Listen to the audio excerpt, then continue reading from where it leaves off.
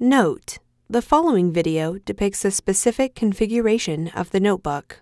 The same removal and replacement procedures apply to all configurations of the notebook. Before you begin, remove the optical drive, base enclosure, battery, wireless module, display panel assembly, display bezel, right hinge cover, right display panel hinge, and display panel. Removal. Important: make careful note of the routing of the wireless antenna cable for later replacement. Remove the wireless antenna cable from the routing channel that secures it to the display enclosure.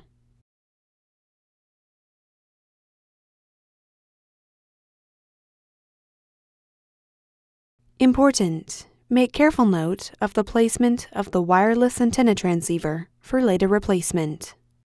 Carefully peel back the metallic tape that secures the wireless antenna transceiver to the display enclosure.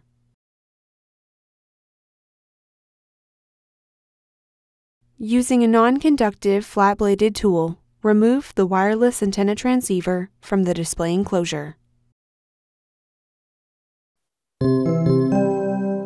Replacement. Caution: use care when handling and installing the new antenna.